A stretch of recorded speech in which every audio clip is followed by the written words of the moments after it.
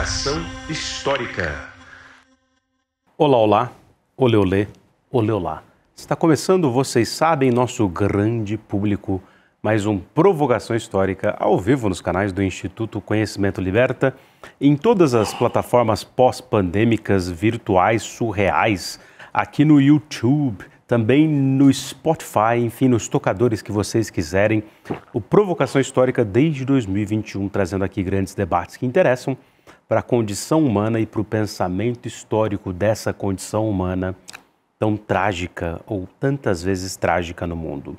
Senhoras e senhores, a essa altura vocês já sabem, jovens do Brasil, eu sou o Lindenay Pareto, um professor de história e um historiador, você sabe, meu convidado especial, num Brasil e num mundo, e numa Nova York e no Império Americano, que tem um grande passado pela frente, um passado que não cessa de passar. E a gente traz aqui desde 2021 os debates, então, da história, da historiografia, mas também da geopolítica, das análises que interessam. Então vamos curtir, compartilhar, fazer viajar a palavra da história, porque hoje eu tenho aqui um sujeito que é uma voz fundamental da esquerda engajada brasileira dos últimos tempos. Ele é publisher da revista Jacobina Brasil, ele é também publisher e fundador da Autonomia Literária, ele é mestre em Direito Constitucional, é advogado, é jurista, ele escreve, ele também fala muitíssimo bem, ele também já deu curso aqui no ICL. Tenho a alegria de trazer aqui ao palco do Provocação Histórica, Hugo Albuquerque. Meu caro, seja finalmente, muito bem-vindo ao Provocação Histórica. E aí, meu caro? Eu que agradeço aqui o convite, entendendo? E falar disso daí, também é uma vitória, enfim, Vocês estão vendo aqui atrás da gente o homem que venceu as eleições para a Prefeitura de Nova York, essa cidade impressionante, que representa, entre outras coisas, não só a sede do capitalismo mundial e seu imperialismo financeiro, mas também a multiplicidade de culturas do mundo atraídas por esse sol econômico que brilha mais forte em Manhattan e nos outros bairros de Nova York. E o nosso glorioso Hugo Albuquerque conhece de perto essa história e vai analisar aqui pra gente o que significa, Hugo, essa vitória, esse jovem de 34 anos, de origem muçulmana, de origem africana, cujos pais são intelectuais e inseridos na cultura. Conta pra gente o que essa vitória representa. Olha, Lindenay, é uma vitória dessa massa de trabalhadores imigrantes que se tornaram o sustentáculo de Nova York de 30 anos para cá. Claro, Nova York é uma cidade que teve vários nascimentos, várias recriações ao longo da história americana, mas pelo menos no ciclo atual, que eu diria que tem 50 anos, você teve uma reconstrução da cidade no marco neoliberal. Certo. Como uma cidade onde não necessariamente é um lugar onde tantas pessoas moram, habitam propriamente, de uma forma propriamente dita, mas que é uma cidade muito rotativa. De gente do mundo inteiro que vem visitar, vem trabalhar, às vezes temporariamente, vem estudar. E junto com esses profissionais de alta performance do mundo inteiro que vem para lá, e empresários e tudo mais, tem um elemento em Nova York que é quem sustenta aquilo. Qual é a massa que sustenta aquilo? Primeiramente, são hispano-americanos, a gente da nossa América Latina, e muitas vezes hispano-americanos brasileiros inclusos, na conversa. Nós somos latinos lá para eles. E aí o pessoal fala hispano-americano e até explicar que não é, o que é a língua portuguesa, o que fala no Brasil, já acabou o programa aqui. Na prática, essa massa que vem da América Latina e de uma forma bastante recente, que se tornou majoritária em muitas áreas, inclusive que eram áreas de maioria afro-americana. E do outro lado, muita gente da Ásia que veio para lá de um tempo para cá. Muita gente árabe ou do mundo muçulmano. E são pessoas que trabalham e fazem aquela cidade, aquela metrópole funcionar. E gente muito marginalizada, explorada, precarizada. E, bom, essa gente insatisfeita, acho que teve uma crise muito grande em Nova York com a pandemia, o custo de vida aumentou muito, tem uma dinâmica profundamente exploratória do Airbnb, toda essa lógica assim de parasitária de especulação imobiliária 2.0. E isso até diminuiu a população de Nova York, de 2020 para cá. Sim. O último censo de Nova York está defasado, todo mundo sabe, porque tem uma quantidade de pessoas que ninguém sabe precisar ao certo, se foram 800 ou 600 mil pessoas que foram embora e não voltaram. E aí imagine que tem essa massa precarizada que está lá e ela é particularmente afetada. O nível de miséria, ele se tornou muito alto. Ele chega a afetar em torno de 1 milhão de pessoas lá. 1 milhão? 1 milhão. A população total de Nova York? Hoje gira em torno de 8 milhões. 8 milhões. Mas há divergência pelo que eu falei, porque o último censo de 2020 houve esse êxodo que é subestimado. Então tem discussões, muitas vezes eles falam, Nova York tem 8 milhões e 800 mil pessoas. Não é verdade. Nova York hoje pode ter algo como 8 milhões e 200 mil pessoas ou 8 milhões. Então é uma cidade menos populosa que São Paulo. Também. Mas tem 1 milhão tem uma classe média alta forte, tem 123 bilionários. 123? 1, 2, 3. Tem em torno de 28 mil milionários. Tem uma 8 mil milionários? 28 mil. 28 mil? E tem uma população de classe média alta, uma classe média alta grande, né? Uma classe média também muito forte, e tem 2 milhões de pessoas na pobreza. 1 milhão. Caramba. Uma pobreza extrema. Um retrato do capitalismo, né? É bem mais radical do que as cidades europeias, assim, considerando que teve alguma coisa do bem-estar social. Então, isso extremou em Nova York, porque até, digamos assim, os anos 60, Nova York era uma cidade onde as pessoas vieram também de origem imigrante, elas trabalhavam, depois progrediram de vida e elas moravam ali algumas gerações. Mas tem 30 anos que Nova York é uma máquina que tem expulsado gente. Porque não tem nenhum tipo de subsídio do Estado? Por mais que tenha até alguma estrutura pública que não tem em outros lugares nos Estados Unidos, é claramente insuficiente diante do custo de vida. E por isso, é uma cidade de turismo, é uma cidade onde pessoas vêm trabalhar temporariamente, vêm estudar. Então se torna uma cidade um pouco rotatória e é uma grande, digamos, cidade cenográfica que representa o neoliberalismo. É a cidade vitrine do neoliberalismo global. Foi desenhada dessa maneira nos anos 90, quando os republicanos ganham a cidade numa eleição super disputada na década de 90, que o Rudy Giuliani venceu. Giuliani, que virou sensação hollywoodiana. Hollywoodiana. Né? Não é? Onde? Ele virou aquela figura terrível que ele se reinventa como trumpista. Né? Ele era uma figura, advogado, uma figura ali do liberalismo de Nova York, e que depois se torna aquela figura caricatural. Né? Mas tinha um apelo popular, né? Ele vivia indo nos jogos dos Yankees, né? Exatamente, porque Nova York nos anos 90 tem esse problema, o problema da violência. Por isso que eu estou falando do ciclo de 50 anos. Nova York quebra nos anos 70. E aí o Trump entra nessa história como um dos caras que finge reconstruí-la. Né? E quebra num governo democrata do Abraham Brame, que ele foi o primeiro prefeito judeu de Nova York, depois vem o Ed Koch também, judeu, que inclusive foi vítima de uma campanha homofóbica do pai do Cuomo. Caramba. Quando concorreu contra ele lá no final dos anos 70. O Koch passa um tempo no poder, foi uma figura que geriu essa massa falida, até que teve um outro prefeito aí já mais à esquerda, o primeiro prefeito negro de Nova York, o Dinkins, que não conseguiu dar um jeito nessa crise em Nova York. É curioso, né? Cidade do medo, do né? medo. The Fear City. Tinha até uma caveira assim no símbolo. Não, era totalmente curioso, porque naquele momento, nos anos 70 e 80, as cidades brasileiras não eram violentas. Nova York era. Então, isso que a gente veio conhecer como violência, criminalidade urbana, aquilo é uma criação americana daquele período. Caramba. E é interessante esse esvaziamento de Nova York. Então, o Giuliani, quando ele ganha do Dinkins, a primeira numa eleição super disputada, mas já com um quórum de votação caindo a eleição, sabe? Porque as pessoas estavam indo embora, já não tinha tanto morador permanente e também houve uma queda assim, na fé nas eleições municipais, que até os anos 60 tinha 90%, 80% de quórum.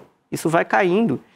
E aí o Giuliani, ele reinventa a cidade. Então ele cria uma política de gentrificação muito violenta, põe a polícia para dar porrada, ao mesmo tempo tem uma coisa de crescimento econômico, onde acaba segurando essa tensão e muita gente pobre vai embora. Então a violência cai, o Giuliani joga com isso, depois ele é o prefeito durante o 11 de setembro, ele reelege outro republicano, é o Bloomberg, que depois foi para o lado democrata, outro bilionário, e que vai ganhar mais 3 vezes em eleições esvaziadas. Então são, na verdade, aí 20 anos de governo republicano, mas não o Partido Republicano que a gente está acostumado a criticar, aquele Partido Republicano Do meio oeste. Do meio oeste, neoconservador. É um partido republicano, digamos assim, liberal, de direita liberal, ligado com o neoliberalismo, com a gentrificação, que ele também não podia ser tosco na questão moral numa cidade como Nova York. Uhum. E isso é o que remodela a cidade para o mal, né? Em cima disso tem a vitória do de Blasio, que é um cara originalmente da esquerda democrata, mas já naquele momento incorporado ao establishment. Aí ele vai ganhar em 2013, 2017, vai ser reeleito, mas não consegue resolver os problemas da cidade. Trouxe algumas demandas, né, da esquerda, por exemplo, né? Trouxe, mas não conseguiu politizar, não conseguiu mobilizar, também se envolveu em alguns escândalos. Aí chega 2021 e a cúpula democrata inventa uma figura, um outro prefeito negro, mas esse de direita, o Eric Adams, para barrar, inclusive, qualquer tentativa da esquerda democrata de pautar um candidato. E aí é que a gente tem a figura do Eric Adams, que foi terrível. Ele foi uma figura direitista que ele derivou para o trumpismo. Inclusive se envolveu em escândalos de corrupção, recebeu propina e o Trump mandou o Departamento de Justiça parar a investigação contra ele. Porque tem esse detalhe, o sistema americano é tosco. O presidente manda, digamos, no seu Ministério da Justiça que ele é uma mistura de Ministério da Justiça, Procuradoria-Geral da República, não, e também a AGU. Advocacia Geral da União, é tudo o mesmo cargo. Então, tecnicamente, se tem uma investigação federal e o presidente manda parar, parou. A menos que alguém vá mover lá, de alguma forma, a Suprema Corte, que é do Trump. Também ninguém fez nada. Por isso, nessa história americana, os presidentes sempre têm uma conexão profunda com o cargo que o Bob Kennedy teve, que era isso, né? Era o procurador-geral. Como é que era o cargo do Bob Kennedy na gestão do John Kennedy, assassinado em 63? Era isso, um attorney, né? Mas a grande questão maior lá é que tem essa unificação que não tem no Brasil. As pessoas não entendem como o Trump, é como o Lula falar para o Ministério Público Federal não investigar alguém. Sim. Até o presidente... Uma violação brutal, né? E lá, ele simplesmente mandou parar. Mandou parar e proteger o Adams. Ele queria apoiar o Adams, não rolou, porque ele estava muito queimado. E aí o Trump teve de botar a cara a tapa. É importante dizer isso. O Trump teve de entrar na disputa de Nova York. Ele é nova-iorquino, ele vende essa imagem do Estado profundo, da América profunda, né? Mas ele não é, ele é um cara de Nova York. Você fez, inclusive, um Dick vigarista em Nova York. Em Nova York. Ele, a família dele, o genro dele também. É gente da especulação imobiliária, ligada com essa falência de Nova York nos anos 70, que é um ponto central da história recente, né? Que explica, são 20 anos de decadência e os 30 anos de reconstrução desse jeito. E aí você tem um cenário doido que o Andrew Cuomo, que é um ex-governador de Nova York, que foi basicamente chutado porque foi envolvido com assédio sexual, e esse cara é ressuscitado, porque eles não tinham ninguém melhor para disputar uma prévia com o Mandani. Perde a prévia e vira candidato independente, com muito mais dinheiro. E tem um candidato republicano propriamente dito, que é um doido. O Sliva, que lá, usa o da boina, né? Que era um cara que criou tipo uma milícia do bem, lá um doido. Ele nem era republicano. E aí ele entra para o Partido Republicano, o Trump sempre teve má vontade com ele. E nessa brincadeira o Trump tende a entrar para apoiar o Cuomo, que é essa figura lamentável, né? Filho de um ex-governador também, Mário Cuomo, que era até do Partido Liberal de Nova York, que era um partido local mais alinhado com o Partido Republicano, mas não era o Partido Republicano. Elegeu figuras ali para a política local nova-iorquina. E aí temos a figura que é o Mandani. Quem que é o Mandani nessa história?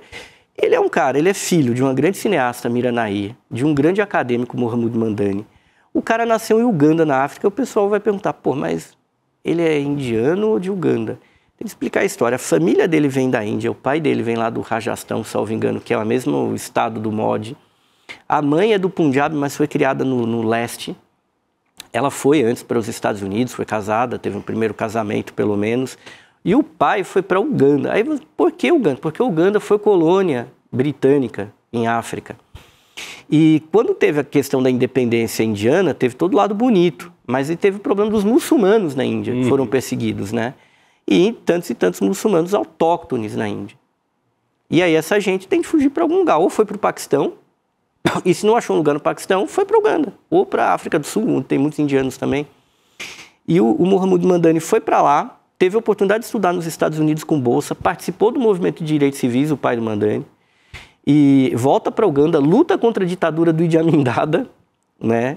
Trajetória impressionante. Impressionante. Ou seja, da família. Na real, o Zoran, aqui, o novo prefeito, tem um berço, vamos dizer, de luta e de ouro, né? Sim. Culturalmente falando. E aí o pai dele tá lá lutando em Uganda, que é um dos lugares mais pobres da África. Sempre foi um acadêmico de nível mundial, podia ter largado, mas ele passou muitos anos lá. E é lá em Uganda que ele conhece a Mira Nair, que cineasta estava gravando um filme, inclusive, que dizia respeito a essa comunidade indiana. O que é esse mistério? Uma comunidade indiana em Uganda.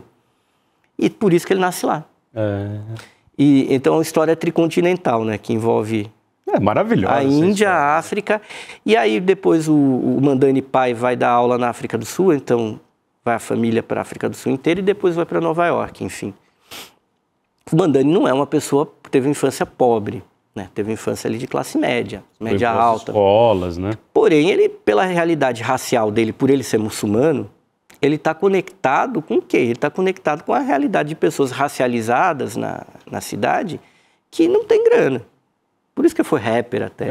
Aliás, põe aqui Voz de Minha Alma. Tem um, além dos links que a gente vai mostrar, tem um que eu coloquei aqui na coluna que eu escrevi para o portal de Série Notícias, aí a gente põe essa tela, Voz de Minha Alma, que tem, eu fiz questão, rola para baixo a barra. Os nossos leitores e leitoras podem entrar aqui na matéria, que eu coloquei o link pro Mr. Cardamomo, né? Isso é ótimo. E que é esse vídeo maravilhoso dele como rapper, alguns anos atrás, né? E foram usar isso contra ele na campanha. Isso foi engraçadíssimo, porque foram usar isso contra o Madani. E é maravilhoso, porque mostra que ele é uma pessoa assim, né? Até popularizou a imagem dele. Ele é uma figura que tem um carisma muito grande. Ele teve essa experiência artística dele. É genial, é divertidíssimo. E isso contou, na verdade, a favor dele. Né? Tentaram usar para ferrar com ele na campanha. Esse é um outro ponto legal da trajetória. E como ele é um cara que foi assim, claro, os pais de esquerda e de uma elite intelectual e artística de Nova York, no bom sentido, que também nunca quis botar muito o pé no barro da política local. Porque toda essa história da falência, se antigamente as pessoas se envolviam na política de Nova York, por outro lado, essa elite intelectual não entrava tanto nessa conversa, eles iam para a universidade, enfim, viviam nos museus, nos centros culturais, mas não entravam na política municipal. E nessa fase do colapso e depois da reconstrução neoliberal, menos ainda. E é interessante como esse fenômeno do socialismo, do DSA, para ser específico, né? Dos socialistas democráticos, socialistas democratas, né? Que é democrático no sentido de que o que a gente chama de Partido Democrático, a Democratic Party não é do partido... socialistas democratas da América, que é, na verdade, um movimento, uma fração socialista que existe dentro do Partido Democrata, que surgiu nos anos 80. E era bem minoritário, mas cresceu muito depois da crise de 2008, aí teve essa coisa da candidatura do Bernie. Se for comparar com alguma corrente aqui do Brasil, como é que... Eu sei que é difícil, mas se aproximaria de uma tendência mais à esquerda do PT, por exemplo? Eu diria que pegaria uma coisa PT-PSOL. PT-PSOL. É bem amplo, é bem plural. O Madani, inclusive, ele não está na esquerda do DSA, mas ele está à esquerda do centro do que seria o DSA. Ele, por exemplo, é muito mais à esquerda do que o Bernie ou do que a OC. E aí tem uma coisa bem plural. Interessante. E para eles é algo bem radical, né? Assim, para a média americana... sim, qualquer coisa. É uma experiência socialista, tanto é que o Trump está usando isso contra, né? Então, para a gente mencionar, o Madani não é um comunista, não é um anarquista, mas ele é o que a gente chamaria no Brasil de um social-democrata de esquerda. Certo. Que tem posições, que ele conhece o terceiro mundo, às vezes ele tem uma posição anti-autoritária, que eu acho que aí ele faz uma crítica mais geral. Ele, por exemplo, ele critica Cuba, em geral o DSA não critica Cuba. Mas ele critica. Ele critica Cuba. E o DSA tem figuras ali, por exemplo, a OC, que é bem mais ao centro do que ele. A Alexandria Ocasio-Cortez, ela é uma figura, por exemplo, que não é tão anti-China. Tem algumas figuras no DSA que são mais. A Ilhan Omar, que é uma figura mais à esquerda que ela, por ser muçulmana, ela é mais crítica da China, ligada ao lobby turco. E tu tem muita complexidade aí. São muitas camadas. Muitas camadas. E ele, aí, vamos mostrar aqui para nós, voz de minha alma. Só pergunta aqui quem é a voz de minha alma. É a Ju aqui, ó, ela fica aqui nos bastidores. E o pessoal que fica aqui na produção. Ô, voz de minha alma, tem um mapa. E aí o Hugo fala um pouco desse mapa, mostrando as regiões. Primeiro assim, né? Fala para o nosso grande público quais são os bairros de Nova York, né? Então tá lá, ó, são várias localidades. E vocês estão vendo aí o mapa geral, né? Então, lá embaixo tem a Staten Island, que é um dos bairros de Nova York, certo? A gente tem que tomar cuidado um pouco. Nova York, a cidade de Nova York, são 5 condados, que é a divisão mínima dos Estados Unidos. Aí a pessoa pode perguntar, mas o condado é um município? Não como a gente entende. O condado é uma divisão do estado, mas no caso Nova York é um conjunto de condados, como acontece com muita cidade grande americana, que elas não são apenas um condado. Certo. Não é o nosso sistema. Então Nova York junta 5 condados, que existem como distritos, ou como eles chamam borough, que são os burgos. E Staten Island lá embaixo, e eles têm, e para confundir ainda mais, eles têm 2 nomes. Eles têm um nome como condado e tem um nome como burgo. Staten Island é Richmond, como condado. E é essa parte, lá dentro que tem os bairros propriamente ditos, né? E é a parte mais rica de Nova York. Aí por isso que tá roxo. É mais rica que Manhattan. É onde os ricos moram, na verdade, assim. Tem rico que mora em toda parte, mas assim, a concentração de gente rica... E essa cor roxa aí é onde... É o Cuomo. Foi o Cuomo que ganhou nessa parte. Azul é o Mandani. E... Aí, peraí um pouco. Na verdade, peraí, só um pouco. Coloca aí. É isso mesmo. O Mandani é o azul. Vermelho seria o Sliva, o candidato republicano, que não teve voto nenhum. Ele não venceu em lugar nenhum, entendeu? Aí você pega a área mais roxa, que é a parte mais rica. É quase uma coisa... e é impressionante que o Mandani tenha vencido ainda em algumas partes de Staten Island. Aí, ali pro outro lado tem o Brooklyn, que é essa parte continental gigantesca. Que é o maior burgo. É o maior burgo. E é o segundo burgo mais pobre. Caramba. Quer dizer, ele não é pobre para o nosso padrão, mas tem pobreza ali dentro. Tem áreas que são gentrificadas, tipo no sul, onde o Cuomo ganhou. Onde os mais ricos vivem no Brooklyn é a parte roxa onde o Cuomo ganhou, né? E a parte ali onde concentrou no Brooklyn é basicamente uma parte mais proletária, e é uma parte que tem muita gente, é o lugar assim, com a maior população da cidade, tem áreas afro-americanas no Brooklyn, tinha mais no passado. Parte do rap passa por ali, né? Passa totalmente por ali. A própria Jacobin está ali. Aí, voltando ali para o norte, tem o Queens. E o Brooklyn, o nome dele como condado é Kings. Aí tem o Kings e o Queens. O Queens é a parte... o Queens é mais rico, inclusive? Aquela parte nordeste entendeu? E aí, onde o Cuomo ganhou de novo. E na parte esquerda, que fica voltada para Manhattan, é onde vive uma classe média mais normal, inclusive onde o Mandani cresceu, o bairro dele, que é a Astoria. Que é no Queens. Que é um bairro, inclusive, que tem muito brasileiro. Aí a gente chega em Manhattan. O Queens, na verdade... Dá um zoom, voz de mel, em Manhattan, que é a parte esquerda ali superior da ilha, famosona, onde tem... Que é Nova York, propriamente dita, por assim dizer, o centro. É o que a gente imagina como Nova York, são as avenidas e... Né, tem acho que em torno de 155 ruas e 12 avenidas. Aquela parte cinza ali no meio de Manhattan é o Central Park, né? E aquela parte ali, então, é uma parte, a segunda parte mais rica, digamos assim, de Nova York, mas é uma parte também onde tem muita empresa.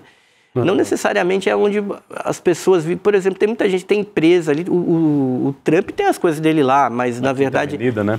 Mas quem é rico, mesmo tirando alguma excentricidade de morar em alguma torre, alguma cobertura, mora lá em Staten Island. E em cima é o Bronx. Famoso Bronx. Que era um bairro mais pobre de Nova York. Aí vejam que coincidência. Uma vitória bem massiva do Mandani. Mas é um pouco curioso o seguinte, a vitória dele não foi tão massiva quanto esperado, porque, em parte, lá no Bronx, porque apesar da questão socioeconômica, atravessou uma questão racial que é um pouco complexa. O Mandani venceu entre os eleitores afro-americanos. Mas muitas lideranças afro-americanas são conservadoras e empurraram para o Cuomo. Se o Cuomo fosse um candidato republicano, essas lideranças não conseguiriam convencer sua base.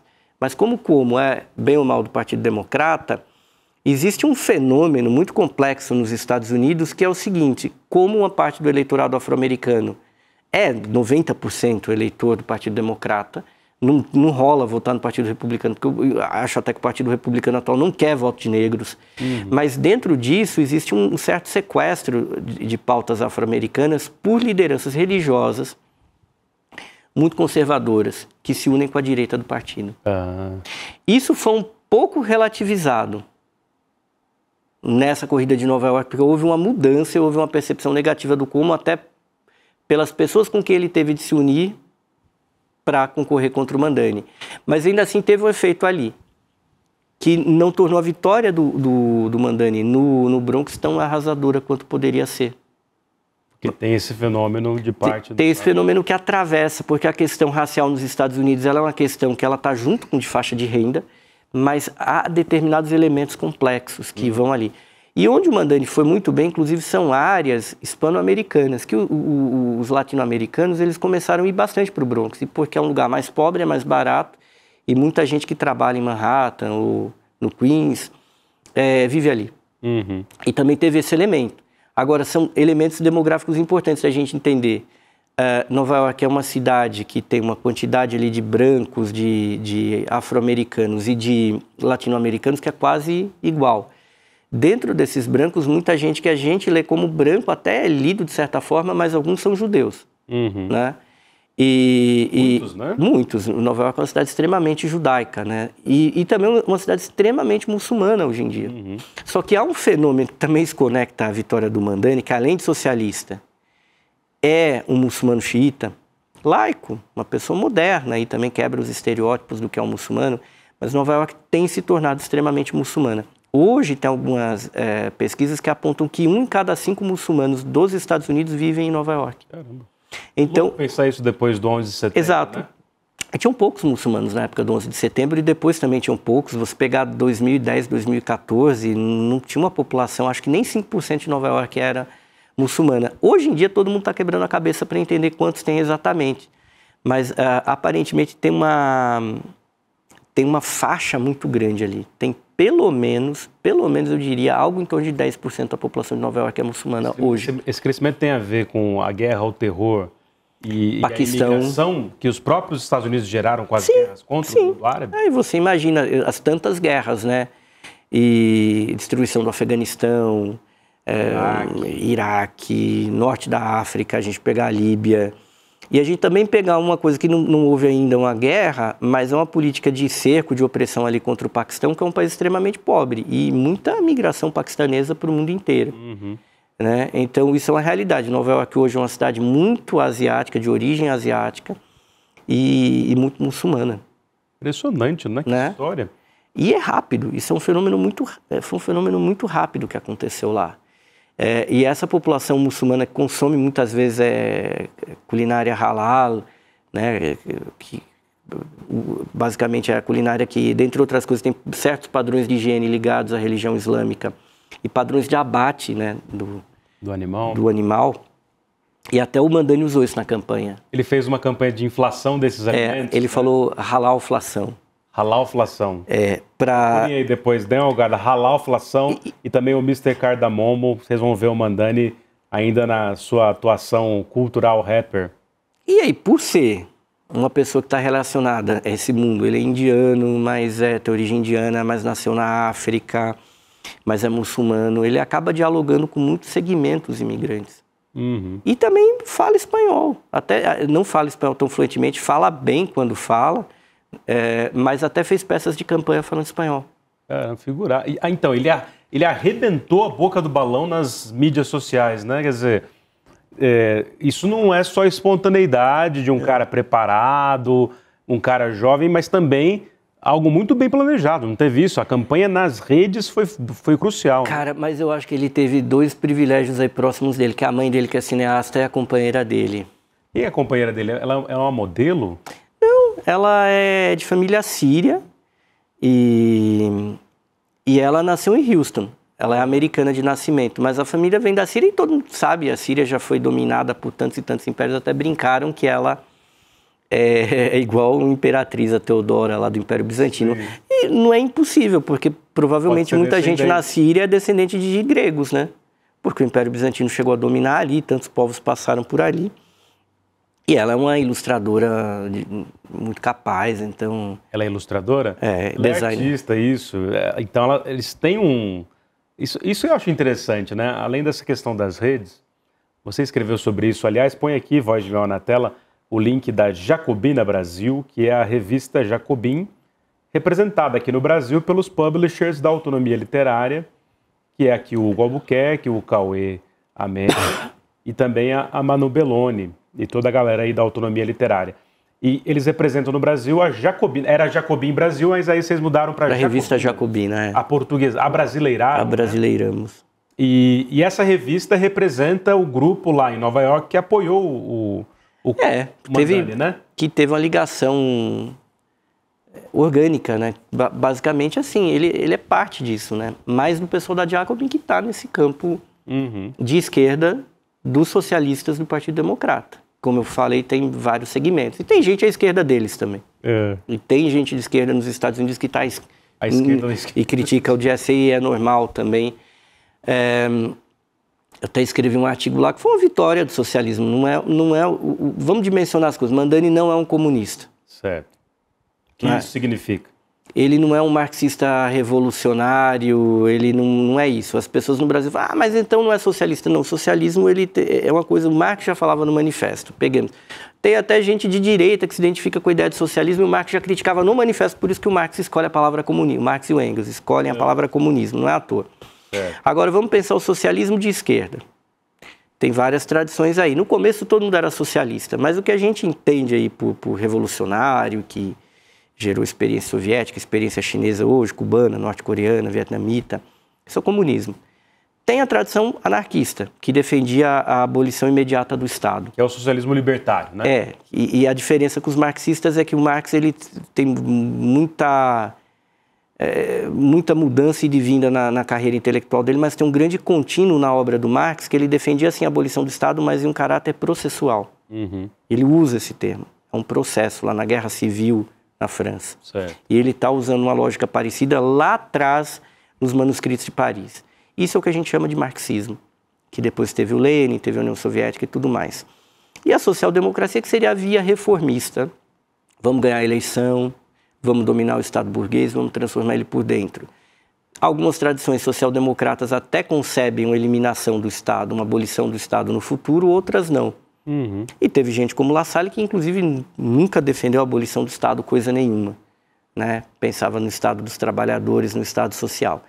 O Mandani ele não é um revolucionário, ele é um reformista. Dito isso, ele é um reformista que está à esquerda. Ele critica o capitalismo de maneira dura, é um sujeito que falou de Palestina. Num país que não é fácil falar de Palestina, muito menos em Nova York. Ele falou que se o Netanyahu descer em Nova York, ele vai ser preso, né? Exato. E ele foi muito corajoso, a companheira dele, inclusive, fez muita arte, produziu muita arte de denúncia ao genocídio de Gaza. Então, o Mandani ele foi muito vocal nesse sentido. Ele não é um cara, não adianta caracterizar ele como uma figura de centro. Também não adianta, não tem problema nenhum falar, ele não é. Bom, gente, nenhum comunista ganhou a eleição em Nova York. É o primeiro? Ele não é o primeiro, mas ele é um social-democrata que, para os padrões americanos, que se é essa matriz do capitalismo internacional, não é pouca coisa. E um social-democrata que critica abertamente o capitalismo, menos ainda. Ainda mais ali na sede, né? Na sede, porque é aquilo dali. É igual que o Nova York se tornou a cenografia, né? O que a gente tem de imaginar como uma metrópole? Certo. Né? O Negri e o Hart falavam antigamente, olha, o capitalismo ele produz subjetividade. Quando você imagina uma relação amorosa, o que é uma relação amorosa? É o que está no filme. Aquilo dali, aquela relação romântica que a gente vê no filme e no seriado. E os americanos foram muito competentes em criar esses modelos. O que é comer? O que é se vestir? O que é ser legal? O que é ser vilão? E o que é uma cidade? O que é uma metrópole? inúmeras metrópoles nos Estados Unidos. Por que a ênfase é Nova York? Porque não adianta você pensar uma, duas, três. Você pode falar de Chicago, pode falar de Los Angeles, você grava os filmes em Los Angeles. Mas a cidade paradigmática é Nova York. Friends é enigmático nisso, né? Friends se passava em Nova York, mas era gravado na Califórnia, né? No estúdio em Los Angeles. Só que as imagens da vida daquelas pessoas ali, Ross e companhia, Ray, era tudo em Manhattan. Isso é um projeto ideológico, isso não é à toa. Não é fruto da liberdade criativa de ninguém. É um programa isso daí. Porque mais importante que o dólar e que as bombas atômicas é Hollywood para os Estados Unidos. Eles criaram indústria cinematográfica, uma indústria de audiovisual centralizada num lugar, mas com um projeto muito claro e com determinados padrões para mostrar para o mundo o que é cada coisa. E por isso esse modelo de metrópole em Nova York impressiona mesmo, né? Porque, por exemplo, eu sempre fui um jovem operário que depois que entrou na USP também fez a crítica ao imperialismo americano. E aí, quando eu fui para Nova York, fiquei surpreso, assim, porque aquela coisa, Nova York é e não é, os Estados Unidos são e não são Nova York, né? Ou seja, reúne tanta potência, tanta criatividade, tanta gente, tanta classe trabalhadora, tanta arte, tanta cultura. Quando você vai para a sede da economia mundial, você vê aquilo e fica impressionado, né? Inclusive, eu achei que do ponto de vista da mobilidade urbana, as grandes calçadas das avenidas, inclusive em Manhattan, é um negócio muito bem feito. Quer dizer, eu fiquei surpreso com isso. Até essa coisa de ser tudo verticalizado, igual em São Paulo, que todos os bairros centrais de São Paulo estão sendo tomados pela especulação. Muito louco isso, né? Quer dizer, você tem os arranha-céus de downtown, onde estavam as torres gêmeas, hoje só tem aquela única torre, né? E aí tem no Midtown também, ali onde está o Empire State Building, as torres do Trump, e agora algumas bem altas perto do início do Central Park, na parte sul. Mas é isso, né? Depois fica tudo baixo, né? Então, isso foi planejado no século XIX por um cara chamado Whit Clinton. Teve um papel muito importante porque Nova York não era isso. Nova York, quando ela vai se abrindo para receber os imigrantes, isso é importante. Nova York foi a primeira capital americana. Depois né, vai para Filadélfia, depois eles constroem Washington. E Nova York se torna essa porta de entrada e um polo industrial. Só que para gerar tinha uma classe trabalhadora nos Estados Unidos? Não. Por quê? Porque Nova York tinha, digamos, pessoas escravizadas, indígenas que tinham a terra tomada, e era uma utopia para quem? Para brancos protestantes. Muitos, na verdade, era holandês antes de ser britânico, né? Sim, na verdade. Não, né? O primeiro nome foi Nova Angulama, porque Nova York foi descoberta por um italiano ao serviço da corte francesa. Mas os 100 primeiros anos de Nova York é coisa nenhuma, é uma tentativa de ocupar, tinha os indígenas, os brancos não tinham muito interesse. é o nome indígena, né? É uma corruptela indígena, porque a gente no Brasil também pronuncia do nosso jeito os nomes indígenas, mas eu acho que a diferença sonora do português pro tupi, ele não distorce tanto o que seria a pronúncia real. Mas do inglês para as línguas de lá, aí, cara, você vai ver como é a pronúncia real de um determinado nome de uma tribo, é totalmente diferente, que é como os ingleses ouviam, ou antes os holandeses ouviam. Mas aí, os holandeses vão ocupar realmente 1620, mas o Brasil e Pernambuco têm um papel muito importante na criação, Porque vários holandeses estavam no Nordeste do Brasil. Fugiram, depois caiu aqui o Brasil holandês, muitos judeus foram para lá, que eram judeus de origem ibérica, que tinham fugido para sobreviver na Holanda, e aí vão participar da ocupação holandesa no Brasil, que grande parte desses ocupantes não eram, na verdade, holandeses, né, flamengos, eram judeus de origem ibérica que viviam lá na Holanda, tipo Spinoza, tipo essas figuras. E aí, quando a casa cai, o pessoal que não tinha condições de ficar ia ser perseguido ali, não queria se converter para o cristianismo, o pessoal pega um barquinho e vai parar lá. Já tinha Nova Amsterdã, mas ela ganha esse significado maior e vai ter gente fazendo comércio, dando vida. Então, os reais responsáveis por Nova York, ser Nova York, são os judeus vindos de Pernambuco. Isso é impressionante. Isso é impressionante. Aí os ingleses vão tomar dos holandeses. Aí dão esse nome. Vai ser nova o quê? York. Não é mais Angulame, não vai ser Angulame, não vai ser Amsterdã, vai ser York. E um dos primeiros caminhos ali no sul da ilha de Manhattan é Broad, por isso Broadway, né? Aí da Broadway, né? E tem vários nomes, coisas que remetem a questões... holandesas também. Então é uma coisa meio doida que se sobrepõe, né? E aí a cidade é uma coisa maluca até a Guerra de Independência Americana, que era o polo de reação dos britânicos contra o movimento de independência americano. Aí cai, tomada como um troféu de guerra. Tem muita gente que foge de Nova York. Inclusive, muitos afro-americanos combateram contra a independência americana com a promessa de libertação, caso eles vencessem. E os britânicos cumpriram, em parte, a evacuação da cidade, caso eles perdessem. Aí foram mandados para outras colônias britânicas. Essa história também é muito curiosa. Vira, brevemente, a primeira capital dos Estados Unidos e depois se torna essa cidade que a gente conhece mais ou menos nos 1840 e 1850. Aí a gente tem de ver lá o Gangues de Nova York. Do Scorsese. Que ali era... Nova York não é nada... Era muito mais uma cidade brasileira nas suas dores do que isso que a gente imagina, né? E aí ela vai ter um crescimento. Mas quando é que ela cresce, abarrota de gente? Quando acabou a Guerra Civil, aí o capitalismo americano se desenvolve mesmo. As pessoas que chegam já não ganham mais terra. O Marx aborda isso no final do livro 1 do Capital. Só que ele não aponta o seguinte, que a nova classe trabalhadora, quem é trazido para ser working class lá, eles eram católicos e judeus. Porque para a ordem americana explorar um judeu ou um católico, tudo bem, um negro. Mas um protestante pega mal. Por isso que vieram os italianos, os irlandeses. E no final do século XIX, teve o governo de um presidente que o Trump admira muito, mas cumpre o programa dele pela metade, que foi o McKinley, que era um ricão, que criou uma política protecionista, mas ele abriu para os imigrantes, fez o contrário do Trump, sabiamente. E aí, obviamente, o McKinley mandava a estrutura diplomática americana bater na porta dos países que estavam falindo na Europa. A Europa estava na virada do século XIX para o XX.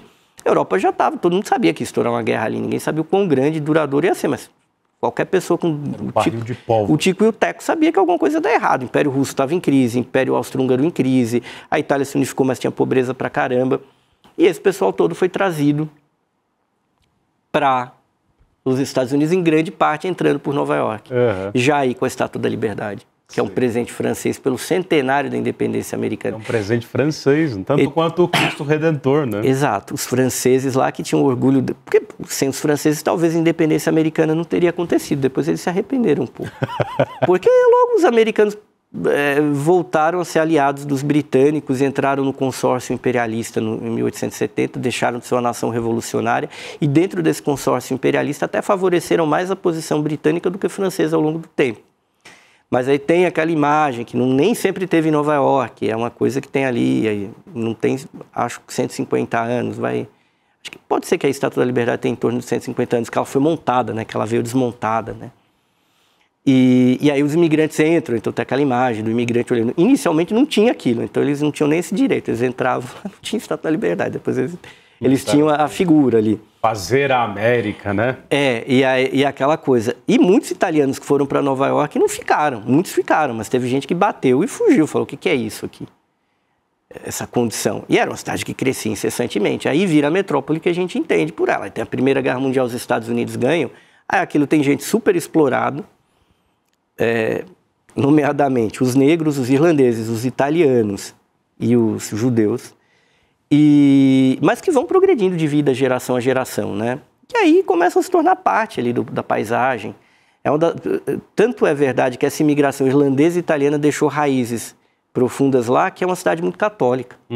Isso também torna ela uma cidade americana que não é tão americana assim, e a gente reconhece isso. Porque em certos aspectos Nova York ela tem uma coisa que a gente pode entender melhor que outras cidades americanas, que é o que é a influência até espacial do catolicismo, né? E depois, claro, que aí se tornou até mais próxima do que a gente entende como uma cidade por conta de tantos e tantos hispano-americanos, né?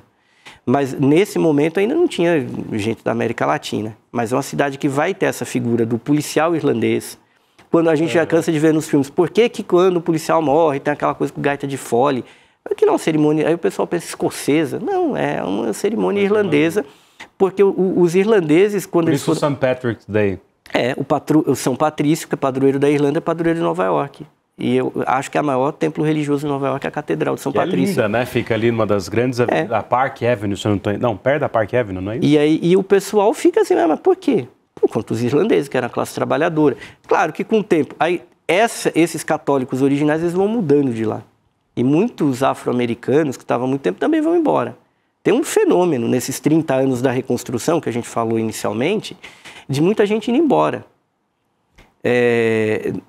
O pessoal negro com alta formação resolve não ficar ali por uma série de estigmas, ir para Atlanta, por exemplo, que é uma cidade que cresceu muito, é muito progressista, apesar de ficar no sul dos Estados Unidos, e é uma cidade muito negra. Cidade do Martin Luther King, né? Sim, e que naquela época não era tão progressista. Então, e Atlanta cresceu muito também nos últimos anos, aí você vê Chicago também, e teve esse repovoamento com a nova classe trabalhadora aí latino-americana, que aí é precarizada, que aí já não está na época da ascensão da classe trabalhadora americana, que vai trabalhar onde? No setor de serviços, de uma forma super precarizada, e essa nova leva que não é de latino-americanos, que é de árabe ou indiana, paquistanesa, muçulmana.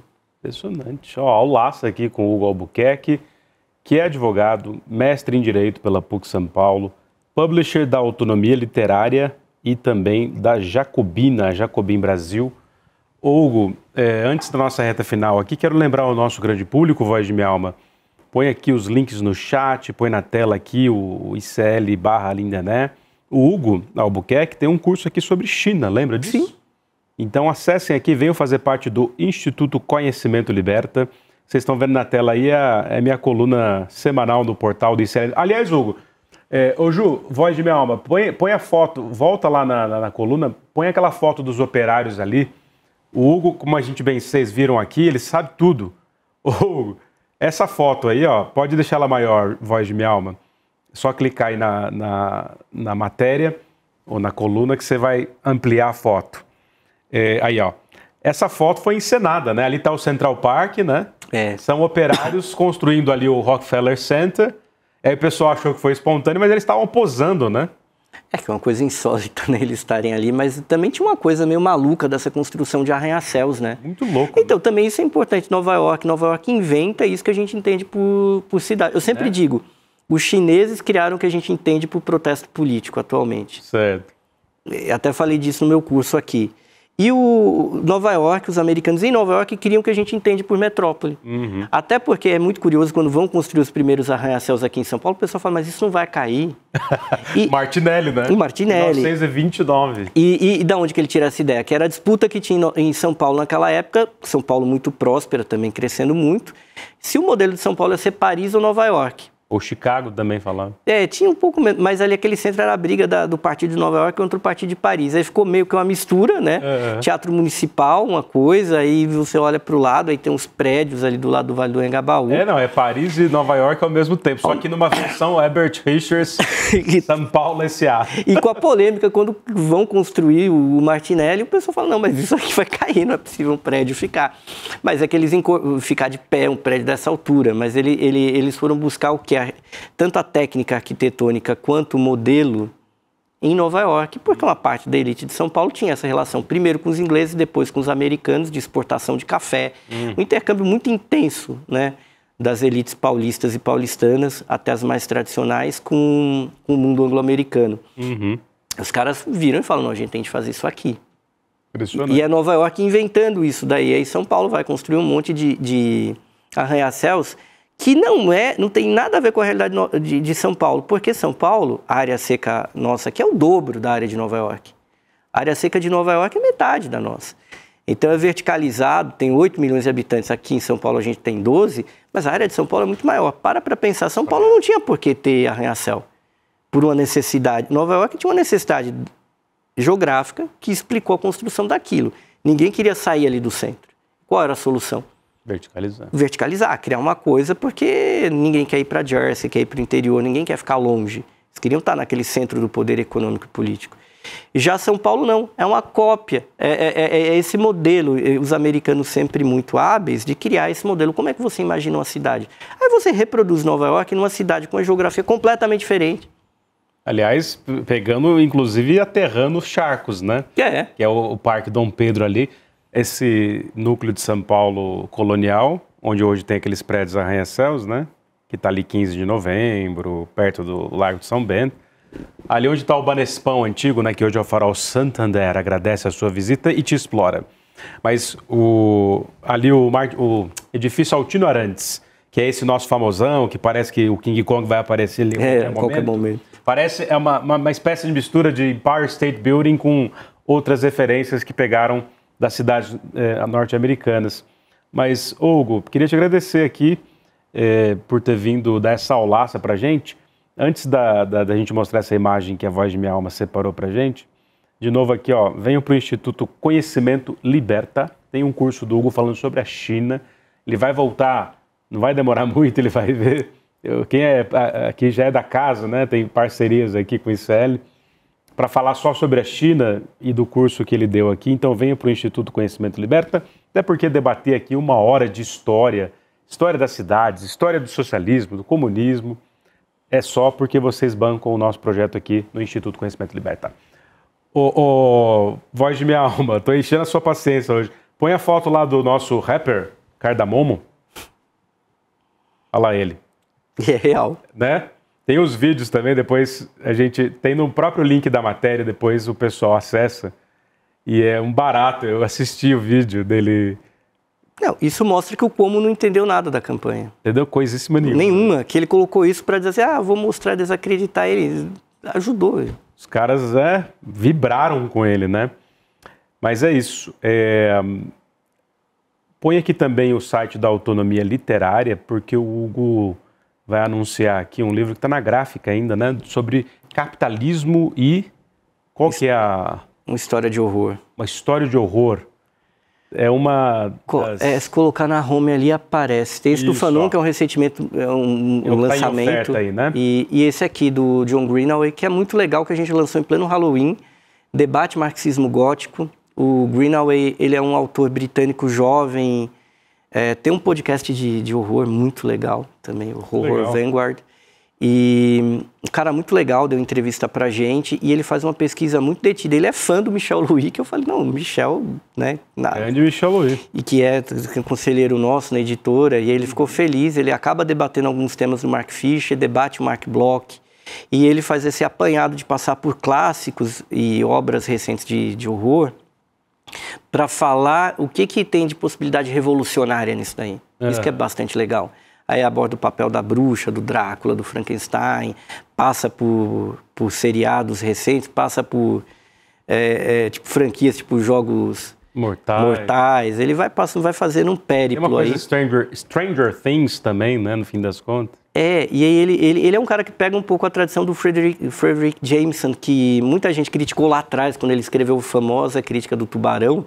Fala, você é um crítico marxista da cultura, vai escrever sobre Tubarão, e na verdade tinha tudo a ver. Tinha tudo a ver, né? E ele cria uma tradição que depois o Mark Fisher trabalhou muito bem também, que a gente publica pela Autonomia, e o Greenaway que cita o Fisher também, tem umas partes importantes do livro que ele está dialogando com o Fisher, e a ideia de assombrologia, que vem até do Derrida, mas o Fisher usa bastante, e ele acaba passando por aí, né? O Greenaway faz um livro muito divertido, muito bacana, sem perder a profundidade teórica, para falar de marxismo gótico. E ele é de onde? Ele é de Manchester. De Manchester? Dá aula lá, tem podcast, dá aula, vive, milita, é um cara interessantíssimo. Bacana. Achei ele bacana. Certamente, olha lá, daqui a pouco está na Flipei, a festa literária, organizada aqui pela Autonomia Literária, de Hugo Albuquerque, Cauê e Manu Belloni, e toda a galera que trabalha lá. Voz de Minha Alma, deixa eu fazer aqui um jabá. Põe de novo a tela aqui da Autonomia Literária, a home geral, para mostrar um livro aqui para vocês. Cadê? Olha lá, Vai abaixando aí. Aquele ali, Você já ouviu falar desse Crônica e Anacrônica aí, Hugo Albuquerque? Depois eu te apresento o autor. É? Conhece? Lindener Pareto Júnior. Aí, fica a dica, hein, minha gente? Autonomia Literária, Crônica, travei. Capa do Jean Willis, que ele faz esse pastiche em cima da Folha de São Paulo, do Saturno devorando as notícias, no caso, né? Então, parabéns pela trajetória, pela autonomia literária, pelo trabalho de vocês. E antes de acabar aqui, fazer 2 perguntas para você responder na lata. Tá preparado?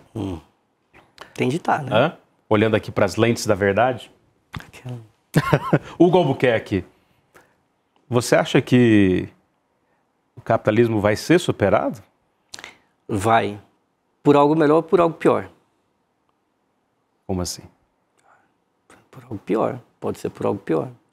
A coisa do Trump, ela passa por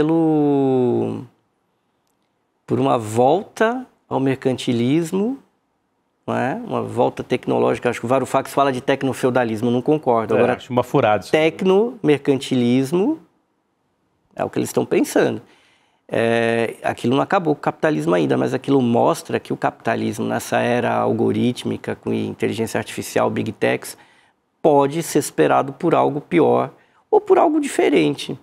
Muitas vezes eu vejo que a China hoje é a melhor expressão disso, porque tem um partido comunista governando que mira, claro, todo o projeto, todo o programa marxista de abolição do Estado, de criação de um comunismo efetivamente falando, mas há tendências que se projetam ali dentro, uma, às vezes, de criar um capitalismo melhor que o capitalismo que a gente tem, e a outra até pode acontecer colateralmente de superar o capitalismo ali na China por uma coisa oriental. Muito, entre aspas, modo de produção asiático, que é um conceito meio complicado em Marx, eu sou um pouco crítico. Mas eu diria que a China teve um modo de produção chinês que teve fases ao longo do tempo. Então, pode acontecer. No lugar do capitalismo, a gente pode ter um futuro que, se o Trump triunfar, a gente vai ter o fim do capitalismo por um viés extrema-direita.